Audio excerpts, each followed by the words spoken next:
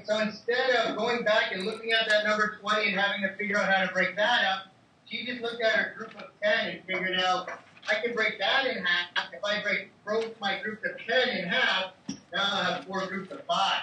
So that's a pretty neat way to be thinking about it. Very neat way. Nice job, Lily, to be thinking that way.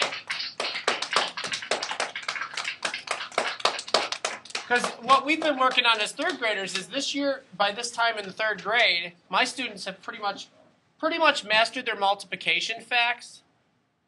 Nice. So when you tell them a number like, I don't know, how about 63? See, it's instantly some kids in my class said 7 times 9.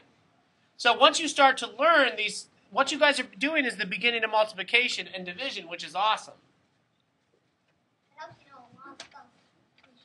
So grade 3, do you find the math a lot, or how helpful is it to know your multiplication tables when you're working on math? Victoria, you want to speak to that?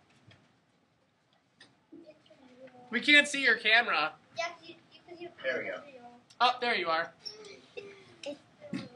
Victoria, you want to talk about that to them? It's really helpful because it helps you in division when you need to know something and you can't figure it out. Helps you in division, did Victoria say? Yep, it can. Does it save time, you guys? Yes. Why does it save time? Jared, you want to talk about that? As a mathematician, why does it save time to know your math fact, your multiplication facts? That's a good question.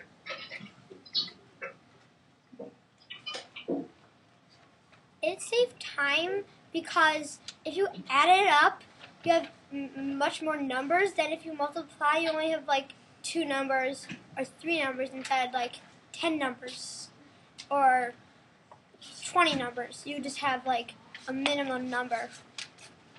Right. Minimum number. I like that terminology. Good. Yeah, that's good.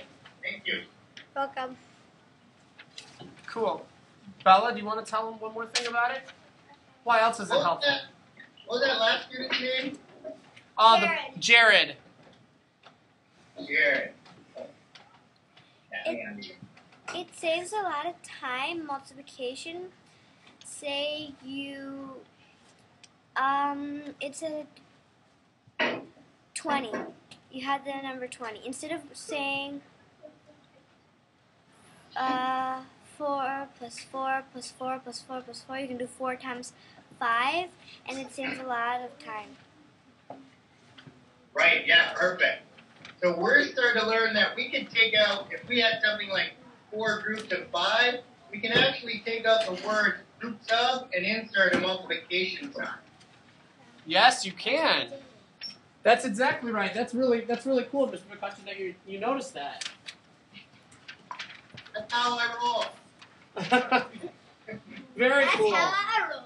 So are you guys ready to have us share some of our work with you guys? We are. But I'm excited that you guys try all different programs too. We gotta check these out. All right. So let's share our screen with you guys. Hopefully this works for us. Right here, don't forget to read.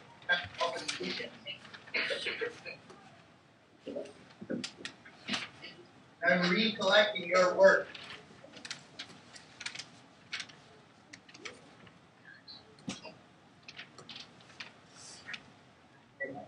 Okay.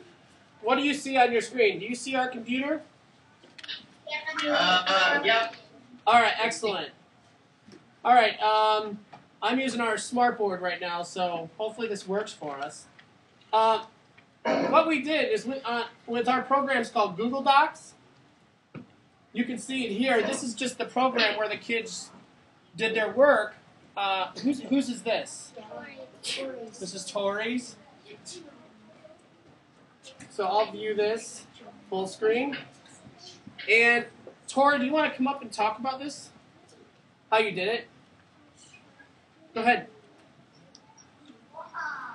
The first thing I did is draw the marbles, and when I first saw the problem, I knew that